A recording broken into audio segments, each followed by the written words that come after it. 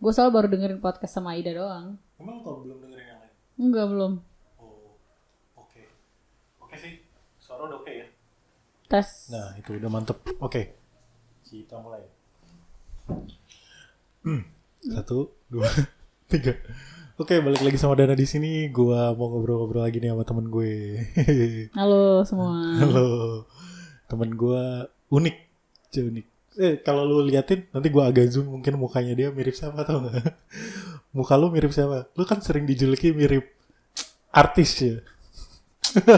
Udah lah Dan, lupakan lah. Lupakan. Tapi temen gue yang satu ini nih lucu banget soalnya. Lu umur berapa masih bisa masuk ke Kidzania? Kidzania anjir 17. Umur 17 masih Gue bisa. 2007 ke Kidzania baru buka tuh.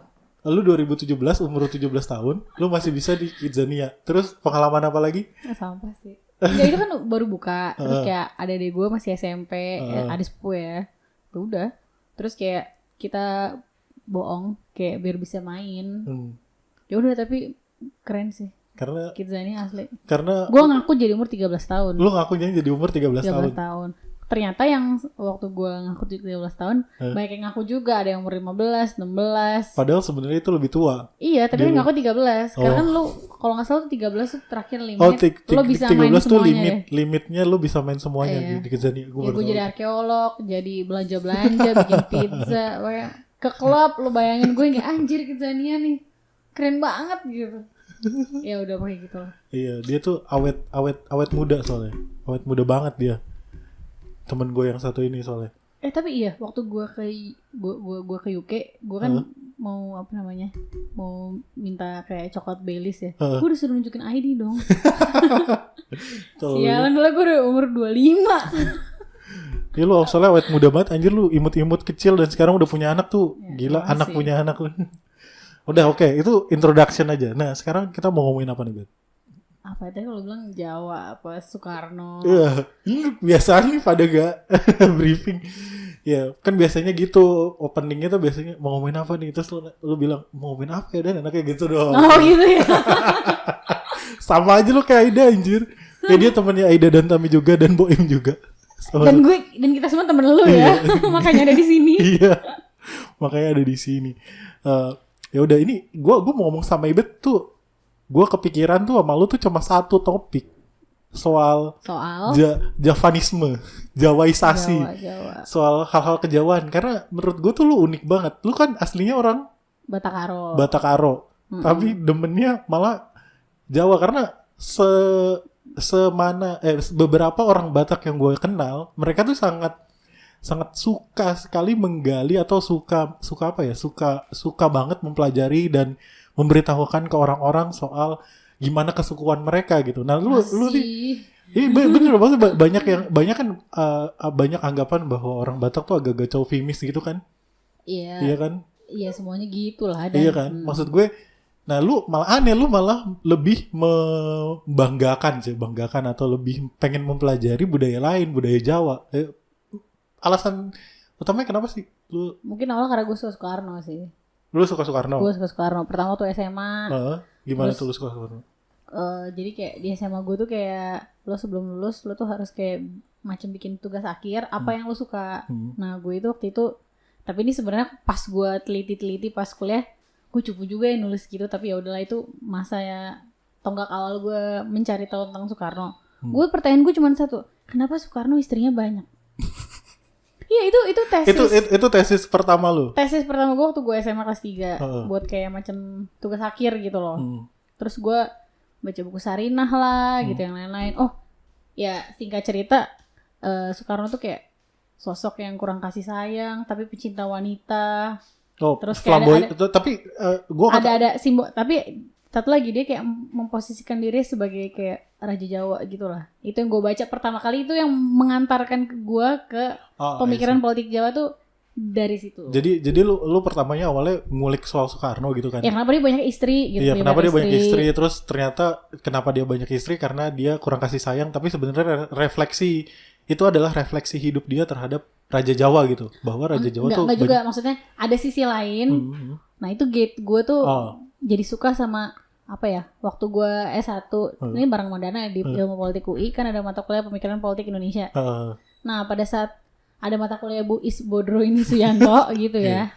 The legend Bu Is. Itu kayak gue dapet tek yang ya ini yang mau gue pelajarin nih gitu. Dia kan ngomongin konsep kekuasaan dalam Jawa. Terus akhirnya dari situ gue membaca bukunya si Anderson, Ben Anderson. Bo Ben Anderson ya. Dari situ gitu. Baru skripsi gue ini nggak apa-apa kan ngomongin skripsi ya, gue apa-apa, gitu. Emang apa. Jadi skripsi gue tuh kayak refleksi paham kekuasaan Jawa pada era demokrasi terpimpin. Jadi pas ya seperti yang kita udah tahu lah, demokrasi terpimpin kan. Demokrasi terpimpin itu kalau yang belum tahu pada masa tahun 59 sampai 65 kan. Ya, sampai akhirnya Soekarno. Nah, terus, jadi di fase-fase pemerintahannya Soekarno itu ya itu pas di akhir-akhir nih demokrasi terpimpin, dia itu trias politika tuh dicampur aduk semua sama dia. Pokoknya di bawah kontrolnya dia. Terus dia mengangkat dirinya sebagai presiden seumur hidup lah gitu. Jadi hal-hal yang mencerminkan penguasa Jawa tuh kayak gimana gitu. Kayak kekuasaannya terpusat. Terus dia pengen menguasai semuanya Nasakom. Dia kayak pengen menguasai sebutannya? Simbol-simbol yang berbeda, komunis, agama, Islam gitu.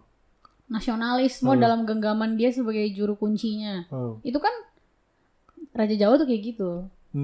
Ibaratnya dunia gaib lu juga taklukin gitu. Makanya kayak kenapa misalnya Raja Jawa zaman dulu istrinya pasti Nyai Roro Kidul gitu loh. Ibaratnya ini dunia dunia gaib aja tuh gua kuasain, apalagi dunia yang ini gitu. Itu kayak simbol-simbol aja sih. Simbol apa sih yang dulu tuh gua suka Bu Is itu ngomong apa? Yang luar itu apa namanya? Makrokosmos. Makrokosmos. Ya, itu ininya. Jadi makrokosmos itu adalah satu hal yang jagat besar, jagat kecil gitu lah. Jagat besar, mikrokosmos tuh bumi, makrokosmos tuh kayak dunia. Ya pokoknya begitulah gampangnya.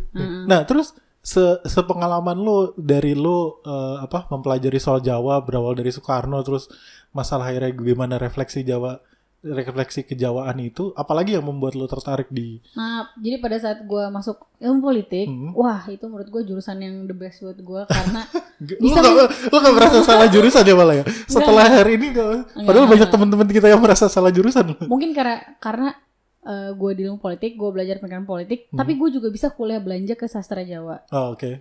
Jadi gue ambil mata kuliah religi Jawa, terus wayang Nusantara gue ngambil 2 kali ya. Yang waktu semester 1 kan 1 SKS doang. Oh iya, kuliah pas wayang. Pas gue semester 6 tuh ada yang 3 SKS tuh. Oh gitu? Iya, bahasa Jawa dasar. Susah main bahasa Jawa dasar, gue cuma dapet B anjir gitu kan. Ya lu orang Batak lagi ngapain belajar Jawa? Terus kayak gue ada beberapa sit-in kelas sastra Jawa juga. Karena waktu itu gak bisa, udah full gitu loh, gak bisa. Tapi lu tetap maksain buat sit-in doang? Iya gitu. Ya kayak gitulah. Nah, tapi gara-gara itu gue jadi baca sebutannya sastranya gitu loh. Gue baca tentang Mahabharata Ramayana sendiri sama contoh misalnya ada yang cukup keinget di gue gitu. Misalnya gue baca tentang Citra Bima dalam Serat Jawa gitu. Ada disertasi orang. Jadi intinya disertasinya bilang cerita-cerita Bima tuh kayak gimana sih, bedanya apa sama yang di India punya gitu. Itu tuh gue udah kayak wah gila nih keren banget nih gitu loh. Dan jadi lu menemukan bahwa gue menemukan apa yang gue suka aja gitu. Ini nggak komersil yang gue sukain sebenarnya. Iya, sangat nggak biasa menurut gue, apalagi untuk orang yang di luar sukunya gitu, di luar daerahnya gitu, mempelajari hal-hal. Emang lu nggak pernah mungkin banceng sedikit, emang lu nggak pernah diajari sama orang tua lu, maksudnya budaya Batak atau Karo tuh kayak gimana? Lu nggak berusaha mencari itu? Enggak sih, mungkin karena bokap nyokap gue juga di rumah udah aja lepas. Ngomongnya nggak bahasa daerah di rumah udah. Nggak, mereka juga udah lepas lagi dari budaya. Iya, enggak masih, cuman mungkin karena mereka juga nggak interest kali, jadi gue nggak dikenalkan lah bahasanya. Nah, oke. Nah, dari yang lu balik lagi nih, dari yang lu kulik itu, apa sih yang contoh yang lu membuat lu interest banget gitu? Yang buat gue interest banget. Iya, banget. interest banget sama cerita-ceritanya sebenarnya. Cerita-ceritanya. Contohnya kayak apa? Ada nggak sih satu bagian cerita yang lu sangat menginspirasi kah? Sangat apa sih menginspirasi? Sangat. Oh, itu mungkin. Apa tuh cerita kan lu suka kayak berarti lu tau kan? cerita Dewa Ruci nggak? Ingatkan gue nggak terlalu ngulik soalnya. Ini banyak versi, cuman versi mungkin yang gue ceritain main pointnya itu intinya lo tau kan Pandawa sama Kurawa.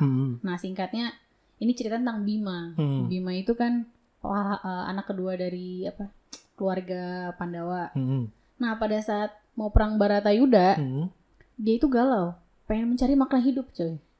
Pada saat perang dia galau? Pada saat itu pengen mencari makna hidup gitu. Kenapa dia pengen mencari makna hidup? Padahal kan udah tahu makna hidup dia harus berperang. Pada saat itu, ya itu endingnya begitu. Tapi maksudnya pada saat itu si Arjuna tuh, ini versi di kelas Jawa gue ya waktu itu.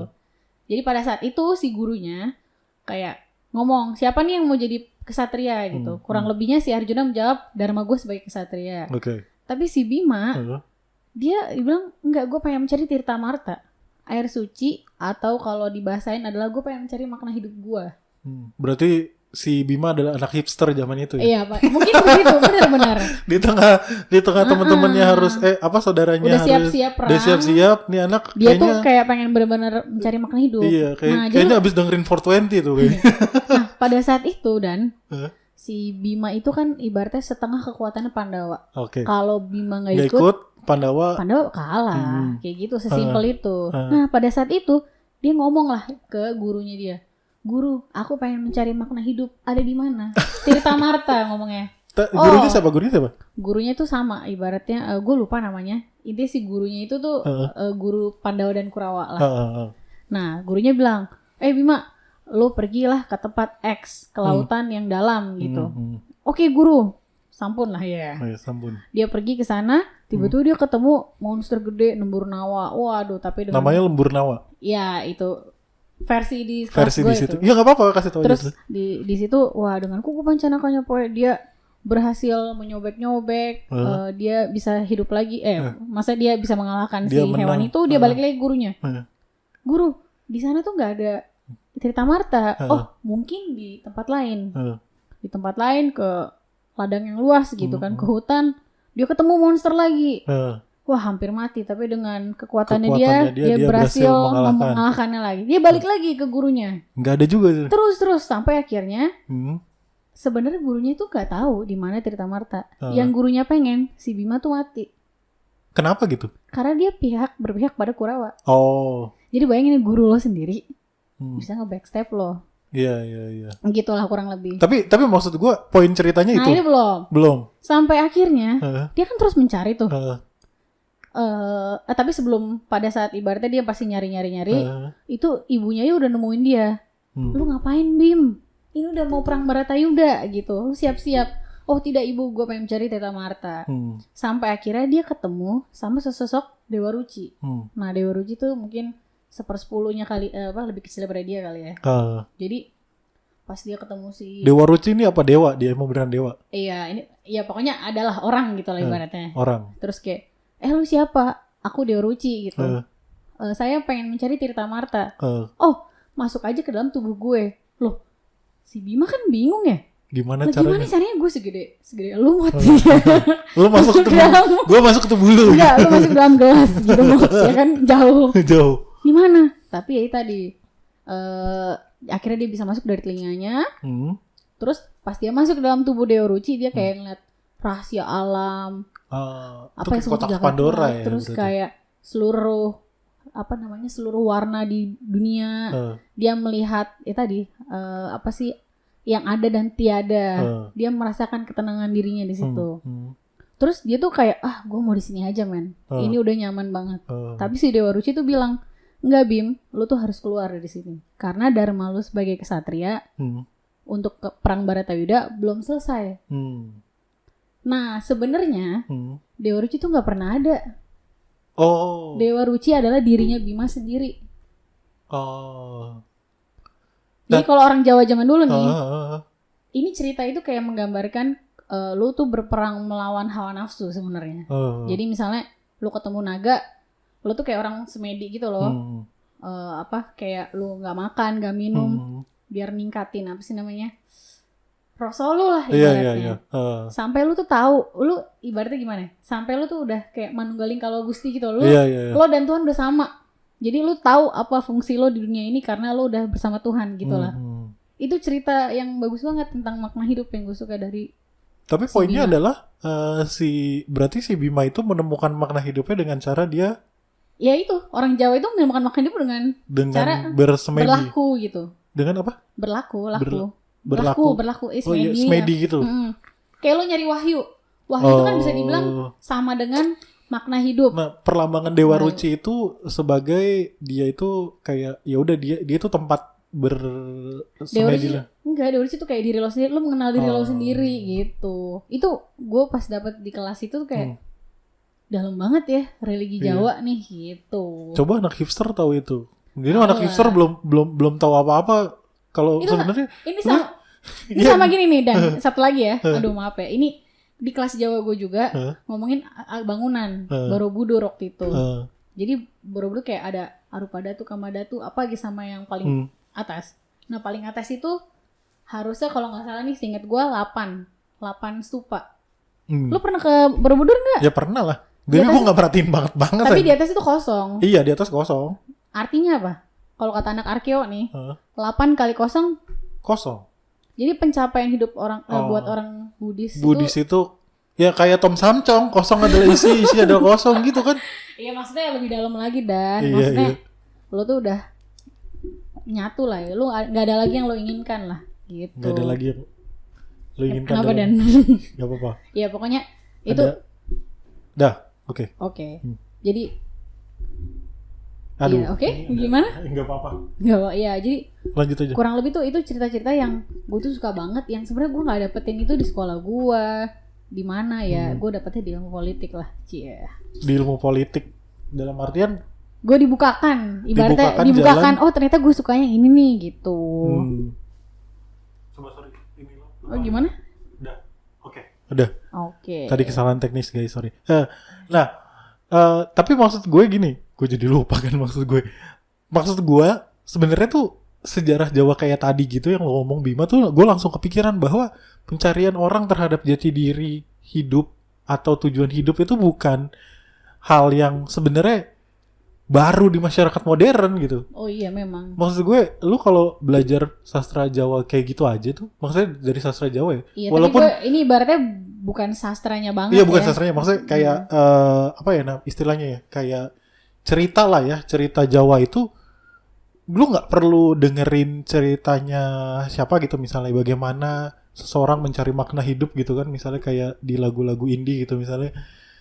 Lu kan merasa kuno kan, kayak kita merasa orang yang belajar sastra Jawa tuh apa sih lu mesti kayak lem. Buat anak sastra Jawa enggak maksudnya stigma anak muda lu belajar lem banget sih lu belajar sastra Jawa, kayak mau ngapain sih, padahal dari situ aja lu dari cerita yang gue baru tahu hari ini gitu, maksud gue ini tuh kayak cerita yang saat ini tuh ada dan masih relevan loh, maksudnya banyak pelajaran hidup atau hal-hal yang menarik gitu di situ. Nah mungkin selain itu apa lagi Bet? Masih ada nggak kira-kira yang lo bukan cerita, mungkin lebih ke arah interest lo terhadap hal-hal Jawa gitu, kayak wayang. Lu suka wayang atau lu suka? Iya, tapi gue sebenarnya lebih suka ceritanya sih. Oh cerita dari si wayang itu sendiri. Iya. Konsep apa lagi selain wayang? Gamelan atau apa lo? Gamelan biasa aja sih. Tari ya, gue sukanya jadi penikmat aja. Nonton sandra tari biasa standar. Kalau tari Jawa gue nggak kuat nontonnya. Terlalu. Atau hal-hal konsep-konsep Jawa apa lagi yang menarik buat lo?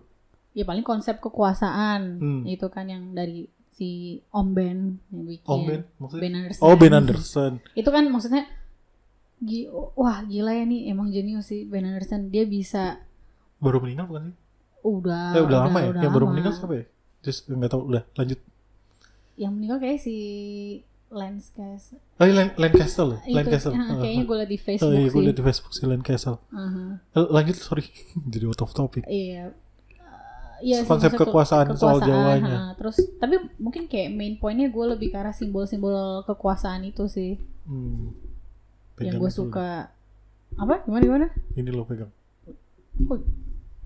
Dah, oke. Ya begitu. Simbol-simbol kekuasaan. Simbol kekuasaan, kayak gue nggak nyangka misalnya Monas, ya kan gue baru tahu juga misalnya pada saat itu ya, Monas tuh lambang alat kelamin laki-laki dan perempuan. Soekarno tuh yang bikin. Itu bisa dipandang sebagai salah satu makna pemanggilan kekuasaan. Terus kayak Soekarno bilang misalnya simbol-simbol kayak apa sih sebutan ya ultranasionalis misalnya. Itu kayak pengen membesarkan dirinya juga sih. Terus dia bikin Konevo, Ganevo gitu. Demokrasi terpimpin di bawahnya dia. Terus dia mengangkat dirinya sendiri jadi presiden seumur hidup. Dia punya banyak istri gitu. Itu kayak mencerminkan penguasa Jawa gitu sebenarnya. Iya, berarti maksud lo adalah mempelajari Soekarno tuh berarti mempelajari konsep kekuasaan Jawa gitu kan? Bahkan kayak kalau nggak salah nih tulisannya Bernard Dam itu bisa dikatakan lah itu kalau Soekarno itu adalah Ratu Adil buat masanya. Karena dia membawa Indonesia kepada gerbang kemerdekaan. Gitu. Ratu Adil. Konsepnya gitu. Nah selain itu mungkin kalau gue tanya balik lagi ke Soekarno, hal-hal menarik apa yang lo selain yang tadi lo udah sebutin soal Soekarno? Soal Soekarno sih, ya dia jenius banget sih, kayak bener-bener mungkin anak alam kali ya, nggak ada yang ngajarin tapi memang. Lah bukannya gurunya tuh Host Cokro? Bukan, itu masa anak alam tuh yang memang dia memang hebat gitu loh. Dan menurut lo apakah ini mungkin kita menyampai ke bagian akhir dan menurut lo apakah konsep kejawaan atau konsep kekuasaan Jawa itu masih relevan gak sih sama sekarang? Karena gini loh, maksud gue banyak akhirnya pemimpin yang saat ini itu bukan merasa sih, maksudnya kayak mereka tuh mencoba kayak Soekarno gitu, kayak mengagung-agungkan Soekarno ya, walaupun tahu kan lo maksudnya kayak cuman menurut gue sih udah enggak. Nah, kayak kejauhan tuh udah sebenarnya udah nggak relevan. Bukan kejauhan ya, tapi maksudnya konsep kekuasaan Jawa tuh masih relevan gak sih buat Indonesia menurut lo? Enggak sih sebenarnya. Kenapa lo bisa bilang enggak? Karena menurut gue cuma gimana ya, itu kayak angan gitu loh. Kan orang tuh gak ada yang perfect ya. Sementara dalam konsep Jawa tuh pemimpin itu emang titisan Tuhan, dalam artian the chosen one lah. Sehingga lu tuh pasti bijaksana, lu pasti bisa mengayomi, jadi payung buat masyarakat, lu pasti. Jadi kayak dan sesuatu yang lu tuh apa ya? Lu tuh diberkatin Tuhan, dapet wahyu. Nanti kalau istilahnya apa sih tuh yang apa diturunkan ya? Ibaratnya kayak lu dapet wahyu gitu loh. Makanya kayak zaman dulu nih, ini jadi musik politik kan, Putin tuh dulu pernah mimpi kan, kalau dia dapet sinar cahaya ke pangkuannya dia. Berarti orang Jawa zaman dulu tuh bilang yang dapet wahyu tuh Ibu Tin. Jadi Ibu Tin, bukan Pak Harto. Jadi Ibu Tin itu tipe-tipe cewek yang kawin sama siapapun, lakinya jadi penguasa. Oh gitu malah ya? Kayak Ken Dedes sama Tunggul Ametung gitu loh. Oh, jadi sebenarnya makanya kenapa raja-raja Jawa tuh pengen memperistiri si Ken Dedes. Kan waktu Ken Arok ngeliat kirapnya mereka ya. Dia ngeliat kan ada cahaya ke di alat itunya. Iya, di kemaluannya si Ken Dedes. Wah, dia tahu nih, siapapun yang jadi suaminya dia jadi penguasa, gue bunuh aja tuh lakinya, gue jadi penguasa, gue ubah sejarah gue sendiri. Oh, I see. Makanya kan Ken Arok bikin dia tuh anaknya siapa, dewa mana, padahal kan anak perampok lah, apalah, anak gak jelas. Tapi ya tadi karena lo yang bisa berarti yang pemenang yang bisa ngubah sejarahnya lah gitu. Jadi tadi kalau lo jadi pemimpin lo tuh pasti yang dapat wahyunya lah, ibaratnya gitu. Tapi kayak kalau sekarang tuh udah nggak relevan lah menurut gue. Nah, hal apa yang akhirnya masih relevan menurut lo? Kalau misalnya dari keseluruhan konsep kerajaan Jawa itu nggak masih maksudnya kekuasaan Jawa itu karena nggak relevan, tapi masih ada nggak sih hal-hal yang jadi cuma simbolis aja sih buat menyatukan aja. Karena menurut gue kalau sekarang tuh kayaknya udah bener-bener menurut gue pribadi nih iya nggak apa-apa, gue kan hanya menurut gue pribadi sebenarnya negara kesatuan ala Soekarno itu kayak riskan gitu loh, karena dia mau menyatukan semua tuh di bawah dirinya. Pada saat dianya nggak ada, itu jadi masalah. Itu kayak Soekarno versus Hatta, satu maunya federal. Pokoknya kalau Hatta kan lebih logis, lebih nggak menekankan ke dirinya ya. Kalau dulu mungkin pada saat awal kemerdekaan itu jadi penting karena kita belum bersatu. Belum bersatu, iya benar-benar. Tapi kalau sekarang tuh susah sih. Susah. Cuman ya menurut gue nih bagus untuk apa ya? Ya kita harus tahu lah sejarah kita gimana. ya gitulah. Iya sebenarnya Ini malah lebih ke simbol sih sebenarnya. Iya, sebenarnya malah kita harus belajar dari situ bahwa hal itu cocok pada masanya tapi belum tentu cocok pada saat ini. Jadi kontekstual. Kan? Benar-benar. Maksudnya benar-benar kesimpulan yang bagus sih. Maksudnya kekuasaan Jawa itu penuh dengan simbol. Refleksinya Soekarno kalau mau dilihat. Cuma Soeharto juga jangan lupa. Oh iya Soeharto. Mereka sama persis. Betul, mereka sama Soeharto persis. juga sama persis. Oh, lu juga suka sama Soeharto ya sebenarnya? Gue suka Butin sih sebenarnya. Yang punya Wahyu yang gue suka. Yang punya, jangan lo punya Wahyu. Enggak. Gak pernah dimimpin siapa-siapa kan? Gue gak pernah mendapatkan cahaya kepangkuan gue sih. Oh gitu? Iya. Ya siapa tahu gitu. Mimpinya besok-besok terus suami lo jadi pemimpin. Amin. Wah, gak tahu ya, tergantung. Cuman maksudnya, ya antara Soekarno dan Soeharto, mereka sama-sama Raja Jawa lah pokoknya. Refleksinya Raja Jawa ya? Refleksinya Raja Jawa. Kalau yang sekarang enggak gue gak mau ngomongin. Enggak sih, kayaknya enggak. Politik itu. Enggak, itu lebih apa ya? Ya udahlah. Ya gitulah pokoknya. Negara oligarki kayak lebih tepat mungkin. Itu negara oligark. Ya kalau katanya siapa? Oligark itu. Aduh siapa sih bukunya? Winters bilang oligark. Ya oke lah, mungkin segitu aja. Ini udah 26 menit soalnya. Oh iya.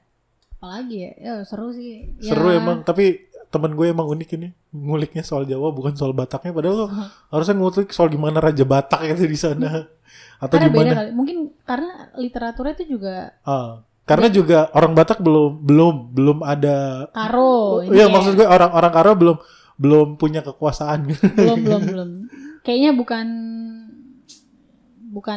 marketnya kali ya. Bukan marketnya. Di sini kan orang Jawa. Iya karena populasinya paling banyak sekarang. Iyalah paling terurus. Oke lah gitu aja. Oke, kalau begitu sampai ketemu lagi. Iya. Bye bye. Terima kasih.